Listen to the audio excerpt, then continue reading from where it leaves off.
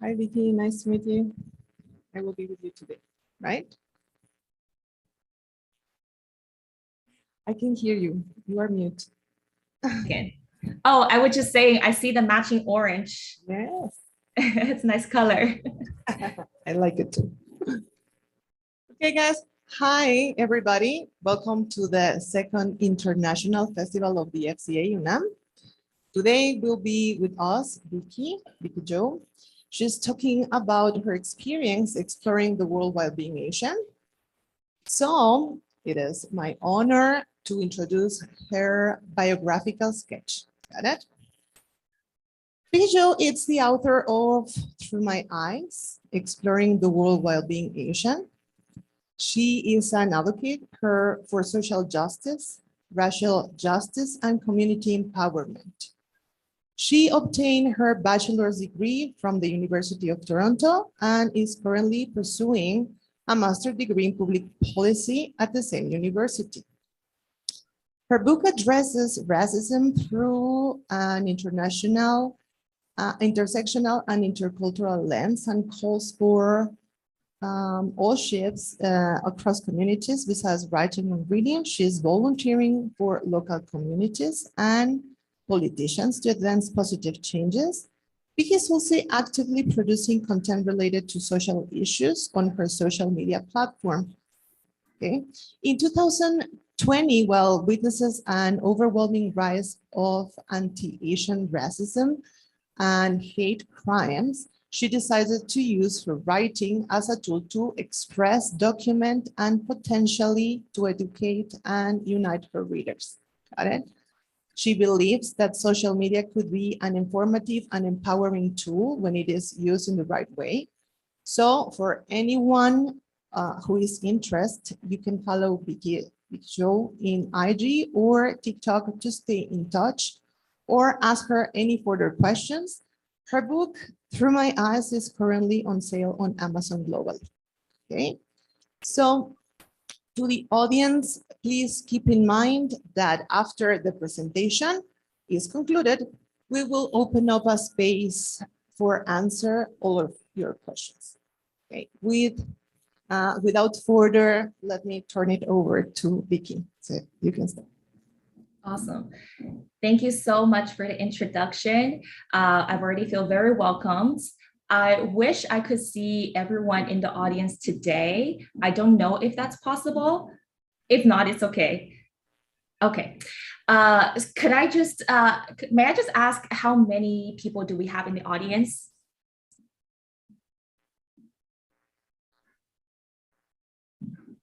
We have around 15.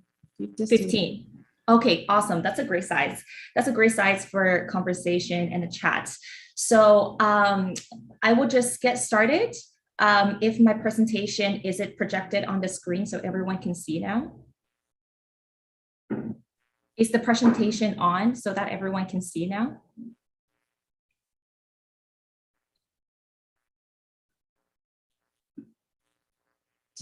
Not yet. Okay, no worries.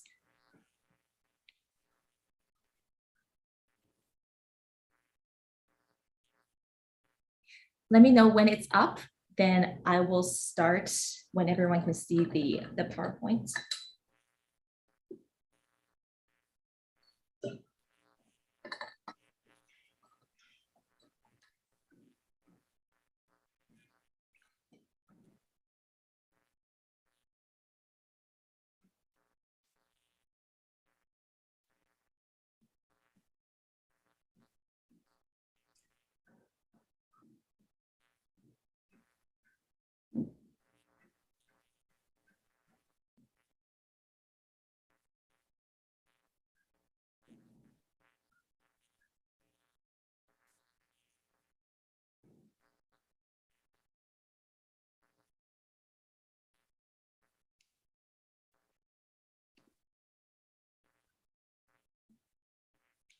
Now you can try. You are co-host. No. Okay, let me see if I can put that up.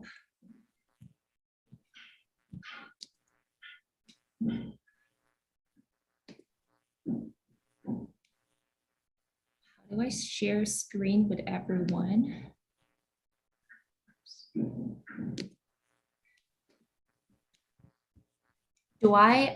Am I going to share screen with everyone, or is it on the projector right now?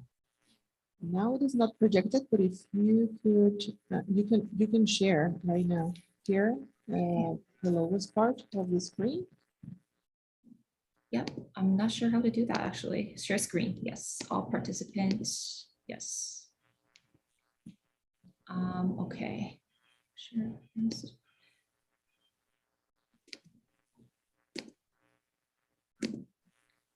So let me see.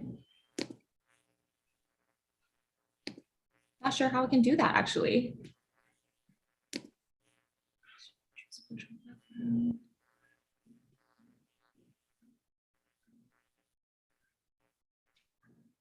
Is there anyone who can help me out here? I'm not sure how I can share the screen. The other way it could be if you can send it maybe to the chat. I can download it and I can help you. Okay, yeah, I can do that.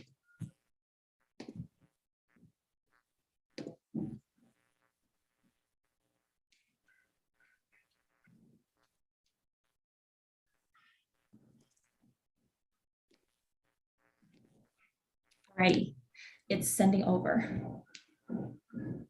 It's just uploading.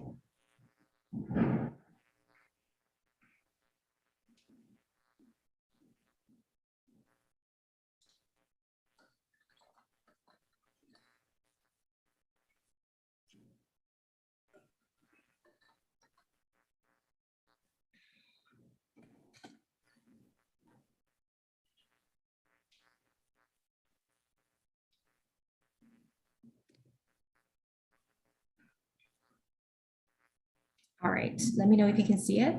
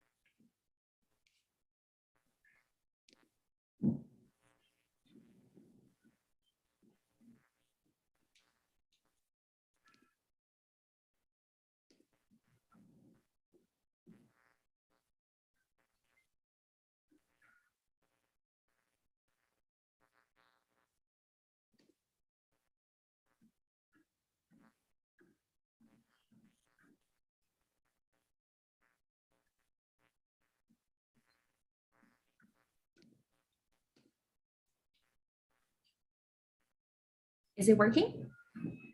Okay, great.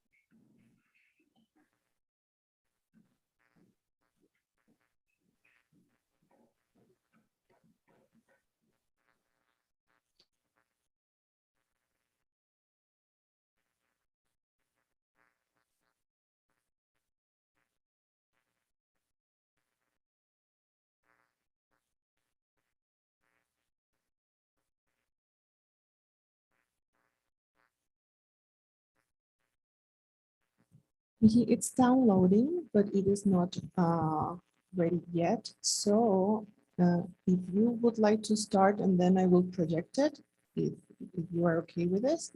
Sure, yeah, I can try to start without a presentation. It's just there is an exercise at the beginning. I wish everyone could see it. I also previously sent a slide by email, so I don't know if that one was, you were able to open it or not. Okay, let me check. Who you send it for, to Mitzi? I think just whoever the email was sent to me. It was earlier last week, I believe. Let me check.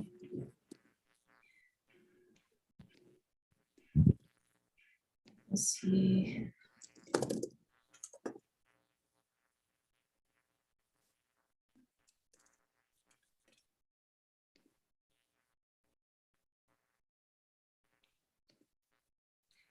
I think it was Elisa. I responded to that email last week.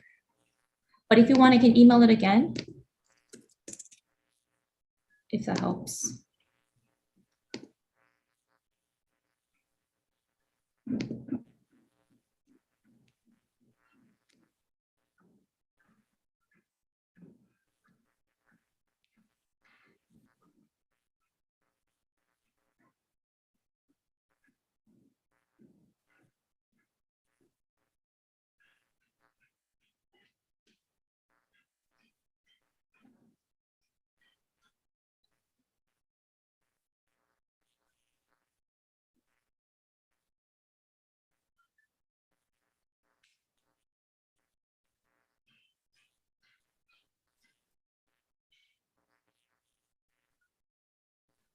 I'm just going to try to email it one more time. If it doesn't work, I can try to do it without the slides. It's just better when everything's visual. I just sent another email. Okay, taking. Sorry? So we're checking if it is possible to project it from the other from other device or something like this. Got it? But at least this is working just a little bit slow. So as you tell me, if you can start without it and then we project it. Sure. Or... Okay. I will start without it. Yeah. And let me know if the slides were, if you were able to pull up the slides, and we can continue from there as well.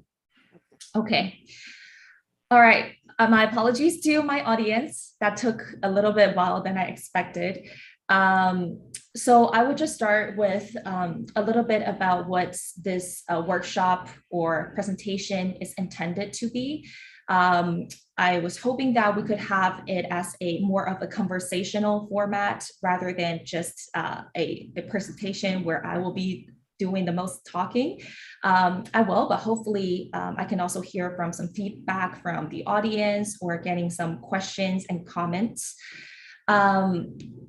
So this workshop, I titled it to be the same as my book. So I will be talking a bit about the content in my book, the stories, perspectives that are included in the book.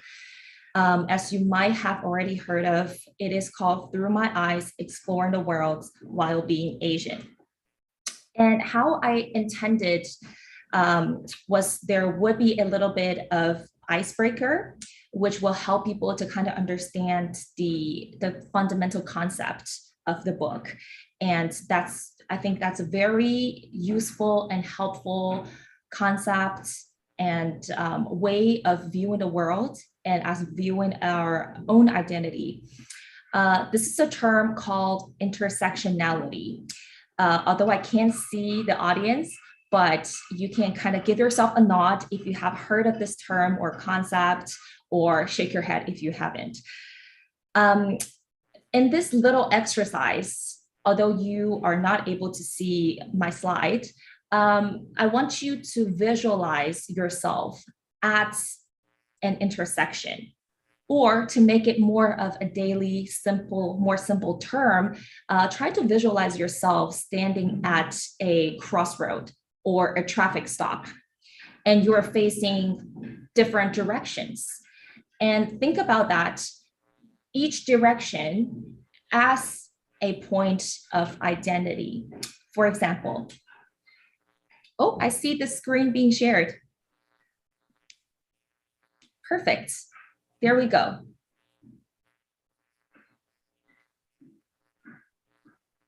Okay, wonderful, wonderful. If you could just please pull up to the next slide. Yes, this is exactly where we're at. Awesome.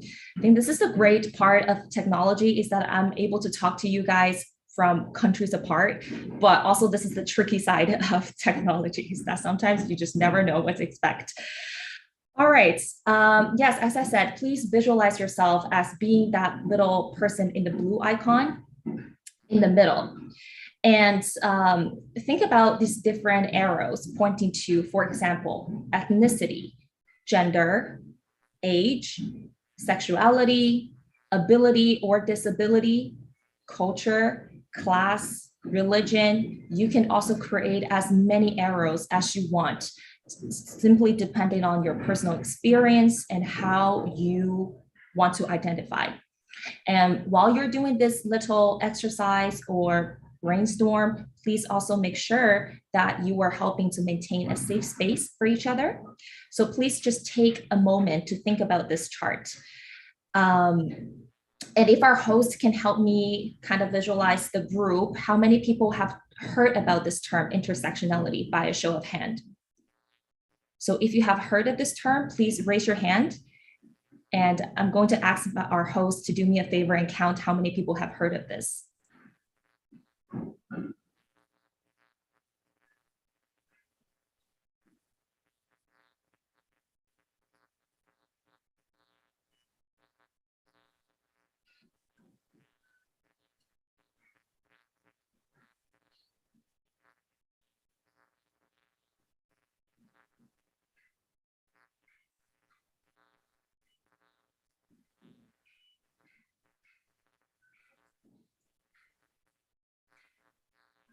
Well, they're shy, but they are.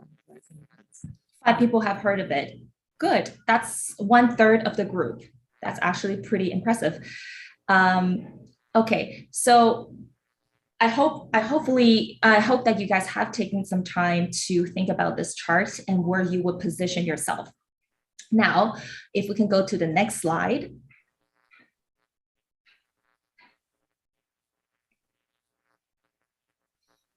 All right. So how I presented this question to you guys was kind of a tricky way, because I did ask you to think of yourself as in a crossroad. But in reality, you can come up with many, many, many more identities or how you would like to identify yourself. And they don't always necessarily isolate or separate from one another. They could well be overlapped. So look at the chart over here with all these beautiful colors and spectrums. You can also think about your identity as in your language, your sexuality, mental health, age, education, attractiveness, and many, many more. So this exercise, what it's doing is to showing you that intersectionality is the lens through which you can see where power comes and collides, where it locks and intersects. This is the acknowledgement that everyone has their own unique experiences of discrimination and privilege. And I didn't just come up with that. This is a quote from Dr. Kimberly Crenshaw. If anyone is familiar with sociology or political science, you might have heard of this incredible individual, Dr. Kimberly Crenshaw. She is a civil rights activist and a legal scholar in the United States. And she coined this term intersectionality through her scholarly work on the unique forms of oppression, specifically Black women face in the US legal system. So she did a very interesting exercise in one of her TED Talks. Just because of the time and the space here, I'm not going to do the same exercise with you guys. But what she basically did was that she asked a group of people in the audience to stand up, and she asked them to take a seat or sit down every time she named a person that they have heard of. So she read a list of Black males who have been murdered or killed because of police brutality or violence. And as she goes on to the list, a lot of people take a seat. However, she went on to name a list of Black females who have been unjustly murdered or killed. And not a lot of people go on to take a seat because they might not have heard of those names. And so a lot of people ended up remain standing. In that exercise, she demonstrated that even though with the same race of being Black women and Black male could still face different levels of discrimination and have different lived experience. So I hope that everyone is following. Therefore, intersectionality is a framework or lens to analyze or discuss multiple aspects of an individual's identity. As we just previously mentioned, race and gender, they can intersect with one another to shape a person's living experience, so as any other items that we listed on the chart. And these unique privileges and oppressions individuals may experience where those identities overlap. So this being the foundation of this workshop, I hope we can continue thinking about this chart, thinking about this concept as we move forward to talk about other topics. So let's take a deep breath. I think that was a lot to take in, probably a lot if you're not so familiar with the term, or if this is the first time thinking about the world or your identity in this way, that might be a lot, but take a deep breath and we will move on to the next slide, please.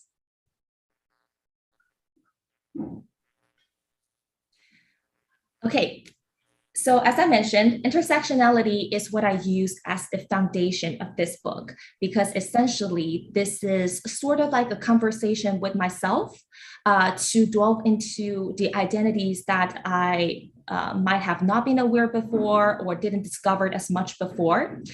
And with the foundation of intersectionality, I was able to write about my experience as a Chinese woman, an immigrant in Canada, and someone who is in the academia, who is doing her research and acquiring more educations on social issues. And while thinking about these things, we will go into the next slide. So I would love to talk a bit of background about myself. I always think the conversation floats more naturally and more interesting if we know more about each other. So hopefully after the workshop, I will get to know some of my audience a little bit more. But for now, I will just keep talking about myself. So bear with me. Is anyone here familiar with the geography of China? Or anyone knows friends from China at all?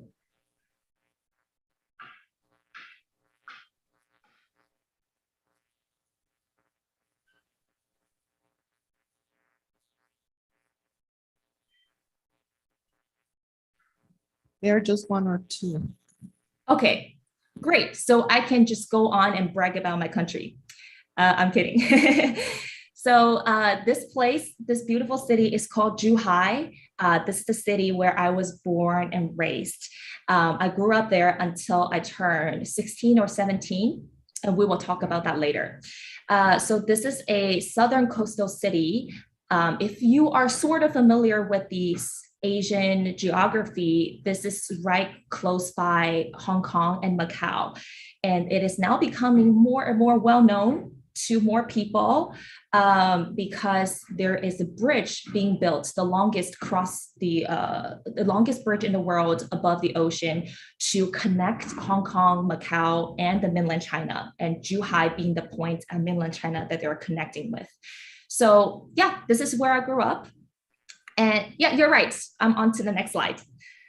And in 2015, I took a gap year to teach Mandarin Chinese in the UK, which ended up being a transformative experience for me. This is a part that I talked a lot about in my book, because at a relatively young age, I turned 18 in the UK. I spent a lot of times with 5 different host families from different backgrounds.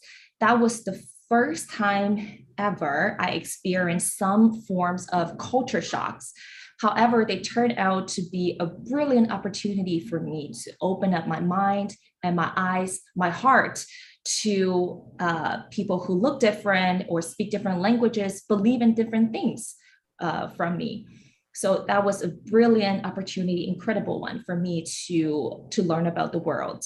One story that I did mention in the book was I spent some time with I spent times with 5 different families so there are Italian families, there are a mix of Japanese and British family, mix of Indian and British families, and a Muslim family. So I spent a lot of time with a Muslim family. There's one day I asked my host mom why she decided to host me, because my arrival to the family costed so much difficulties for the family. So they had to move their son out to another bedroom. Now the son and the daughter have to stay in one tiny bedroom so that they can host me, so that I can have my own private space. So I asked her, so why did you choose to host me? I feel like I caused so much inconvenience to your family. And she responded, this kindest woman responded in these very generous words. She said, in our religion, in our belief, we believe that when we welcome a guest to our family, we're also welcoming a blessing. And me being a fun and lightheaded 18-year-old, I didn't quite understand what she was saying, until years later, I started writing this book. And all of a sudden, I made connection between these 2 dots, because my grandma used to say very similar things, but she said it as in a Buddhism teaching. She said, fragrance lingers in those hands that give out roses.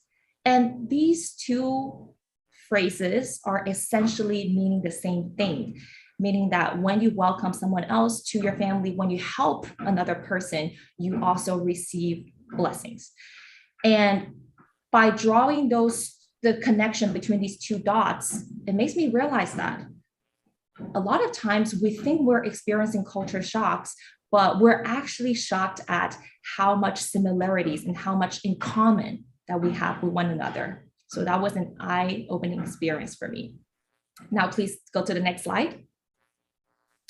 All right. Moving forward down the timeline, in 2016, I moved to Toronto. I attended a University of Toronto for my undergrad degree. I did a degree in sociology, political science, and linguistics. That sounded like a lot, but this is basically how university works here. So you get to choose your majors, minors, all those things. And my studies and life in Toronto prompted me to become aware of my identity, or identities, plural, and how they shaped my life experience. It's very interesting to point out that I don't know if anyone here relates to this, but when you're in a country that you're from, you're not necessarily always take the time to reflect on what I am, who I am, how am I perceived.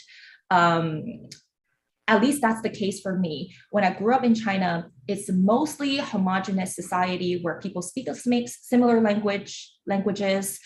People look very similar to me. So I never really thought about what it means to be a Chinese. What am I being perceived as a Chinese woman? Until moving to Canada, I feel like I was made aware of how those identities can really connect me with some people, and at the same time disconnect me with some groups of people. So I became more aware, and also became more engaged in activism. I mentioned in the book, I was highly inspired by movements such as Black Lives Matter and Indigenous Canadian movements. Those were very empowering and eye-opening experiences for me. We can talk more about that later on. Next, please. Now, a beautiful experience that I had, I spent some time in Colombia, where I volunteered with this global organization called Isaac to teach English. I spent about I spent a summer in Colombia, in Bogota specifically. This what I call another transformative experience, where I gained firsthand experience of community empowerment and youth empowerment through education. That's where I reassured my belief that education is really the key to connect communities and also to advance a community. Pretty much what I did there was teaching English, and it was a huge challenge for me at the beginning because I couldn't speak Spanish, and the kids and the staff member there couldn't speak English.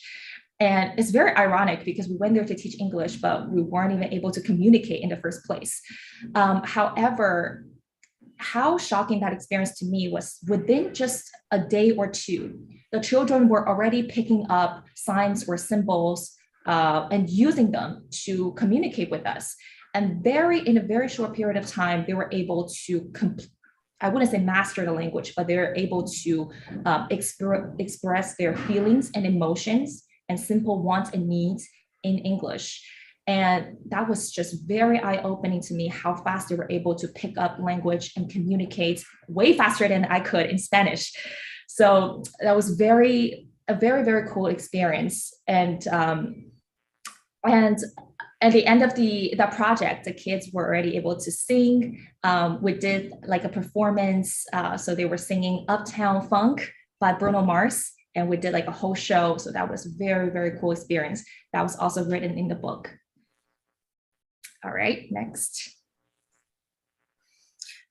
Okay, this comes with a little bit heavier part, which is a wake-up call, which eventually I confirmed my decision to write this book. In 2020, unless you have been living under a rock, we all know there was rising, the pandemic started to take over the world. In 2020, there was rising anti-Asian racism and xenophobia witnessed across North America, not just in Canada, but also US and many other parts of the world. We'll get into the statistics to see how bad that actually went down. There was also a personal encounter that led to my realization and my motivation for writing. In summary, what happened? Well, you can read more about it in the book. It's in the introduction. So the first thing you'll read is this story. What happened was there's one day I went to a cafe just to get a cup of coffee. And that was the beginning of the pandemic. So I started to wear a mask because I've already received some warnings from my family members from back home in China. They were telling me that, okay, it is bad. You need to start wearing a mask when you go out. And there were also news reports on social media, on television, telling people that you should start wearing a mask and taking some kind of cautious protections measurements. So I walked into this cafe. Someone turned over to look at me, and I specifically visually remember that they turned over twice, as if to make sure that I am the target or that I'm the person that they're actually thinking of. In that case, specifically an Asian person. So the second time that he turned around, he looked at me and asked me, "Do you have the virus?" And I was shocked and also unshocked at the same time. Shocked because I didn't believe that someone could just so bluntly ask me this question. That was rude, that was mean. I was unshocked because I've already read and watched a lot of stories like this on the internet where Asian people were being targeted or being profiled with this kind of questions and hostility. So I tried to stay calm and I responded to them. If I were sick, if I had the virus, I wouldn't have been here. I wouldn't have been out here. I would probably quarantine at home. And the conversation went went south basically, and you can read about it in the book. But after that encounter, I left the cafe with a lot of thoughts in my head. I was thinking to myself, was that a racist encounter, or was that microaggression? What was it? What led him to think that he was entitled to ask me a question like that? And did I respond in the right way? Did I defend myself enough? So there's so many questions in my head. They all bubbled up. Eventually, I decided, you know what? I am going to document all these stories and all my feelings. And I don't want to minimize my feelings. I don't want to push them aside. I want to express them, and I want more people to hear about them. So next slide, please. So tying all these things together eventually led to the book. But just quickly with some statistics so people can understand the depth or the scale of this so-called anti-Asian racism that I have been talking about. If you look at the chart over here, this is a report released in 2020. So that was earlier on in the pandemic. At that time, we have already seen 600 plus incidents of anti-Asian racism reported to these non-for-profit organizations. And as you can see, 30% of the incidents were assaults, including targeted coughing, spitting, physical violence. Those could be very detrimental, very hurtful incidents. And it could even be traumatizing for someone who's on the targeted end of it. And very unfortunately, women continue to be disproportionately impacted. They count for about 60% of the incidents. And a lot of incidents were made of verbal harassments. So that's when I realized my encounter could count it as a verbal harassment. And as you can see, the highest reported incidents are by East Asians, and the city that we're experiencing, that we're getting most of the reports are from Vancouver and Toronto. If you know about Canada, those are the two cities that have the most, are most heavily, so have the most Asian populations. So this, and also there's a new report that came out this year from Statistics Canada showing that the first year of the COVID-19 pandemic coincided with over 300% increase in police reported hate crimes against East and Southeast Asians compared to previous year. So that's a jump of 3 times of reported hate crimes. I hope, although the numbers don't always do justice to really demonstrate the impact, the negative harm that's caused to the community, but I hope that kind of shows a grasp of the scene. Okay, next slide, please. Okay, tying all these experiences together that led to the book. The book, it's combined of these 3 aspects or elements. It's a search from within, asking myself who I am, at what standpoint or intersection do I stand? And that is a question that I posed at the very beginning of this workshop. It's also an outside looking in. How am I perceived? How do these perceptions impact my lived experience? And lastly, and I will consider it most importantly, it's a drive. It's what can I do? It's asking about what powers do I have to make a difference? I think in a more forward-looking and solution-oriented vision, I think the last part is the most important part that we should ask ourselves. Next, please. Okay, as I mentioned, the thread that really connects the whole storyline in the book is the intersectionality. And I believe that, number one, to address racism or racial inequality, I couldn't just focus on Asians or Asian Canadians only, even though that is where all the stories come from. That's where I stand. But racism does not just impact one group. It never just picks on one group. It's always a large scale socially. So in order to dismantle that, we cannot just look at one single group. So I needed to look at the groups that have been historically and systematically impacted by the racist system the most. And in Canadian context, that would be the Black and Indigenous peoples in Canada. And that led to my last point, which is allyship. And that also answered the questions, what powers do I have and how can I make a difference? I am a true believer of allyship. I believe that when you tell stories to other people who might not experience the same as you, who might not look the same as you, but when you form that compassion and alliance with one another, I think that's extremely powerful. And that's why I have been learning, I'm trying to educate myself a lot from the Black Lives Matter movement, from Indigenous Canadians movement. I think by forming those allyship, it could really go a long way. Okay, next slide, please. Finally, just to contextualize it a little bit, what do I mean by allyship? As I briefly mentioned, so in this book, I talk about how we can draw lessons from Black Lives Matter and apply it to stop Asian hate and vice versa, how we can help the two communities together.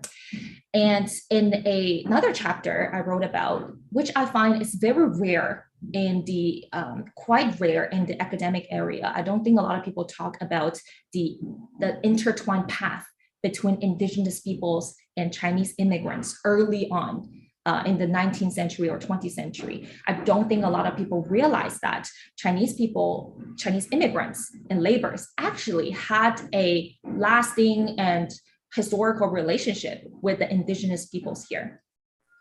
So just to demonstrate a little bit, I will read a section from this article called it's not presenting here, but I'll just read out to everyone. It's called The Hidden History Shared by Chinese and Indigenous People. For those who aren't familiar with the Canadian history, a lot of Chinese laborers came to Canada. They were being used as cheap laborers, being abused, to build the cross-continental railroad in Canada in the 19th century. A lot of them were underpaid, and they were very malnourished. They were not given enough food or resources to even survive. So what happened was they were building these railroads on top of First Nation lands or indigenous people's lands. And one of these communities was in Leeton in the west coast of Canada. And as indigenous people watching this poor Chinese laborers dying from building the railroad, they decided that they want to help out. So they actually reached out and helped out a lot of Chinese laborers, took them into their communities and to take care of them, to heal them, providing them with medications or just basic resources to survive. And eventually, it's quoted by this person who's telling the story. He said a lot of Chinese laborers ended up falling in love with our ladies, with our women, and they were forming families and communities in those First Nations. That's just one small grid of the whole picture. And what I'm trying to show here is that by telling those stories about our past, of our relationships, we can establish an understanding with one another, and we can find a way to move forward together as allies and friends with one another. Okay, next slide, please. Okay, here are just some questions that I want to prompt to the audience. And I think just a few more slides to go, but I think I can open up for questions, Q&As, or we can collectively think about these questions together, depending on how our hosts would decide to go. But that's basically the end of my presentation. That's all I want to share with folks.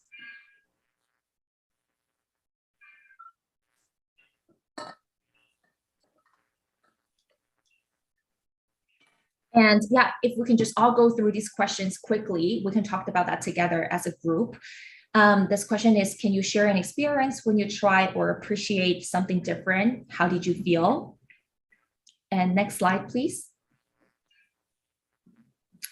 And yeah, I think I will end the presentation here with a quote from Yuri Kochiyama.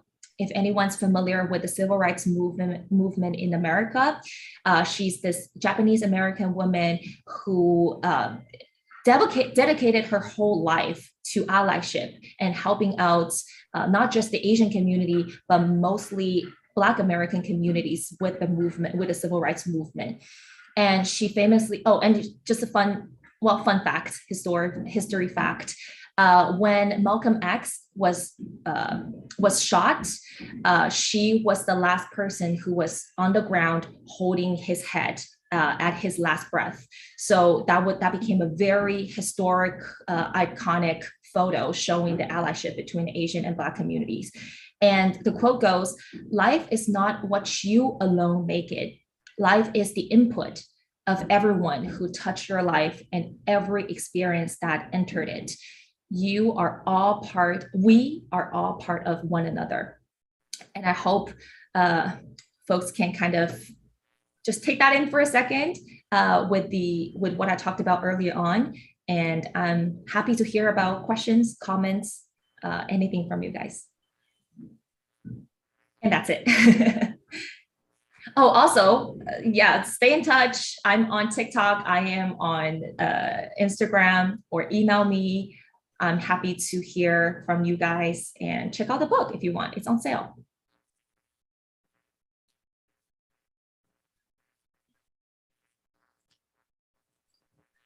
Thank you, Vicky. So we're going to start now with the questions. Here I have some, if you can help us to answer them. So the first question is, what recommendations would you give us for a country like Mexico, where there are stereotypes to eradicate racism and discrimination? That's a heavy question, and I think there's a lot to unpack there. But to start with, I know that that's a big question. Anything that starts with a recommendation, I think that's a big question. I do think we need to contextualize it, though. Even though we're talking about, allyship, dismantling racism, those are major topics, and we need to localize them because racism looks different and they operate different, acts differently in different societies. Even just within Canada, I can tell that it operates in different ways, say in Toronto compared to Vancouver compared to Ottawa, so it looks very differently. And I do think it takes the people who are on the ground, local people, students, activists, to delve into, to contextualize those issues, localize those issues, to really look at what it's like in that context.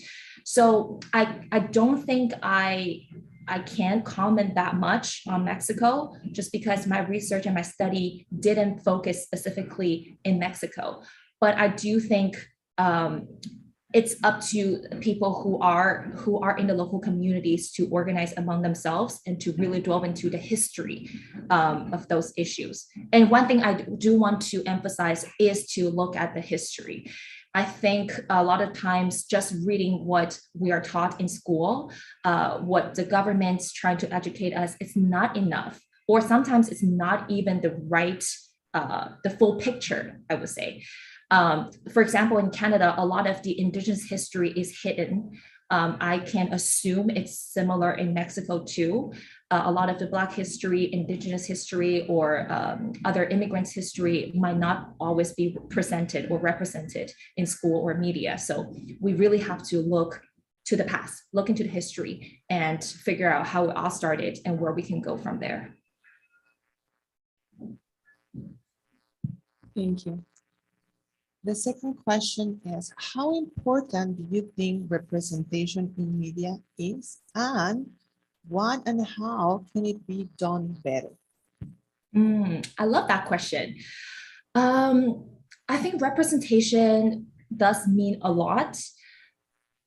Just simply look at, I would just use examples that I'm most familiar with. Does anyone here know about the Marvel new superhero? He is a Chinese person. He's a Chinese Canadian. He's the new Marvel superhero called Shang-Chi. Yeah, it was released, I think, earlier this year, or yeah, I think it was around earlier this year it was released, and it was a major wave in Canada and North America, or the States. I think representation means a lot because when people, there are role models and people look up to them, especially kids that are young, they will look up to them. And I will say something about representation is about the authenticity of representation. A lot of times, over and over again, we see a token minority in a movie or a show that's produced by the majority, or say white people, that are created, designed by white people. The storyline tells a story about white people. And then you have a couple of minorities in the background acting their psychic, their wingman, the funny Asian guy, the nerdy Asian girl, and stuff like that. I don't think they are authentic enough. I think when it comes to representation, it has to be a true representation of those people that are portrayed. It has to be someone who are in the writing room, start from the writing room, the production room, and even to, from makeup to fashion to actually properly presenting the scene. So I think it's a lot. But it's really has to be real and be authentic, and that's what I think of representation. Thank you. Next question. What was the reason that guided you to practice activism? And another from the same person that says, what was the process of becoming an activist with ACE? Let me start by how I started. I would think there is a call within me because as someone who studies sociology, political science, I read so much about what's happening, what's happening in the world, and social issues that are just unjust, not justice. So those are the things that prompted me to think about what I can do. I think it started by asking what I can do. And then in the pandemic, I had this unique opportunity to really sit at home and do a lot of reflections. And that's actually when I started TikTok. I started to make videos about my opinions on social issues. And from there, I kind of created this community who people will follow me or people who share similar interests. And we would always talk about these issues. And eventually, when the restrictions of the pandemic kind of died down a little bit, I decided to pursue more in person. So I joined a couple of, for example, the Chinese Canadian National Councils to volunteer. I'm currently volunteering with a local politician who is running for mayor. I think those are small, I would consider them small things that you can do in your daily life to make a difference. But I would also say activism could look very, very differently for different people. For some, it's creating a video to spread awareness.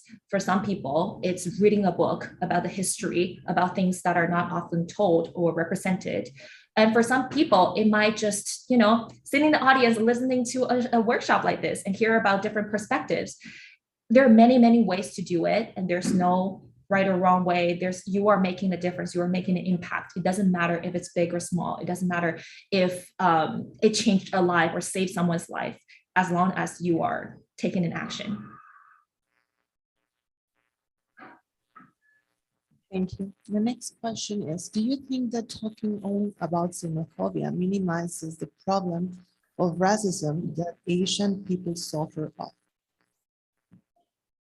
That Asian people, sorry, the last part? That it says that, okay, do you think that talking only about xenophobia minimizes the problem of racism that Asian people suffer of?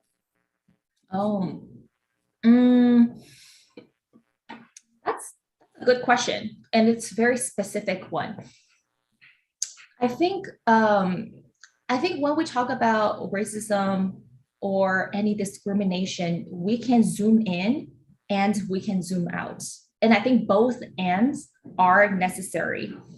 When I talk about xenophobia, that's specifically a phobia against Chinese people. Again, we can go back to the history to look at why there is a phobia against Chinese immigrants in the first place and why they were portrayed as an invasion to the white space, why they're portrayed as dirty or cheap laborers. We can go into the history to talk about that. And that's what I call zooming in, is looking at one specific group. In this case would be Chinese people in US or in Canada.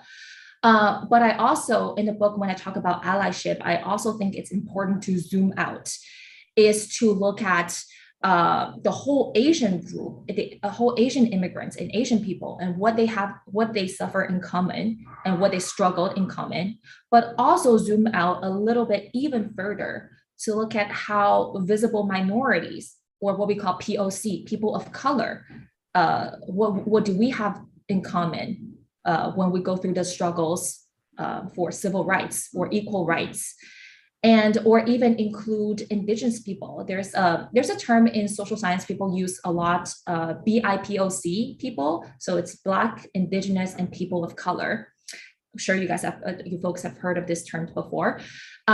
So I think it takes the both ends. You have to zoom in to look at one specific issue and group so that you have a point to land, but you also have to zoom out to look at how different groups might have things in common or different from one another so that you can form alliance together or allyship together. So I don't think one sacrifice the other, but I think of them as complementary so that we get the full picture of what racism is like in a whole country and what one specific group is experiencing. I hope that answers the question. Yeah, she said that it was. Okay, so the last question is that what motivates you to leave your country? What was the motive? What is the motive for? Yeah, to leave your country. Oh, that's interesting. I left the country not because, how do I answer this? So I left the country mostly because my curiosity and my interest to go further from my hometown to see what the outside world is like. And I'm sure that when we're at 17 or 18, not a lot of people know what exactly we wanted to do, or what kind of power or what kind of talents we really have. It really takes a person sometimes go further a little bit, leave your hometown, go to somewhere, stepping outside of your comfort zone to truly know what you are capable of. I think that's what I did. And truthfully, I have very supportive and very encouraging parents. They also wanted that opportunity to go out of our city, our hometown, to explore outside. So I think I kind of carried that hope on me when I packed up and I first went to take a gap year in UK. And after that experience in UK, I realized, oh, the world doesn't stop there. This world isn't just made of China and England. There's way more other opportunities out there. So then I eventually discovered Canada. I think it is a country that I wanted to explore at that time. I heard about the multiculturalism. I heard about the diversity. So I wanted to see what I can do there. So I started my degree at U of T. And also leaving the country, I think, so there are also the group of people that I write about in the book are the immigrants and refugees who were forced to leave their hometown on diaspora. But in my case, that wasn't my personal experience. Even though I write about those stories, I think those are very telling stories that need to be told. But in my personal case, it was simply the drive to learn about the bigger world. Yeah. And you have done perfectly well. So thank you for being here. Now I will read the certificate of appreciation that is given to you for such a valuable presentation on behalf of UNAM and Facultad de Contaduría y Administración. So I'm going to read it, right? Universidad Nacional Autónoma de México, la Facultad de Contaduría y Administración, otorga el presente reconocimiento a Vicky Xu por su destacada participación como ponente en la conferencia Through My Eyes, Exploring the World While Being Asian, a través de mis ojos, explorando el mundo siendo asiático, llevado a cabo el 20 de septiembre del 2022 en el marco del segundo Festival Internacional de la FCA UNAM, Por mi raza hablará el espíritu, Ciudad Universitaria, Ciudad de México, septiembre 2022, y lo firma nuestro director, el maestro Tomás Humberto Rubio Pérez. Thank you for being here.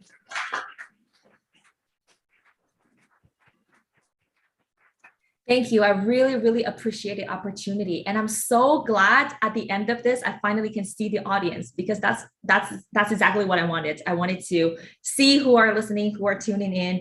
And I'm really glad to see every single one of you being here. I think that means a lot to me personally. So I really wanted to make sure that you hear my big thank you. I really appreciate that. Everybody's touched here. How's for you again? Thank you. Thank you. So I hope, I just wanted to say lastly, I hope we can all stay in touch. If folks, any one of you feel like you have more questions or you want to stay in touch on a personal level, reach out to me or email me. I'm more than happy to talk to you guys. Thank you. We will share your social media, so if they would like to contact you or something, right? Okay, awesome. Thank you. Have a nice day. Okay, take care, everyone. Should I just log off? I will leave the room now.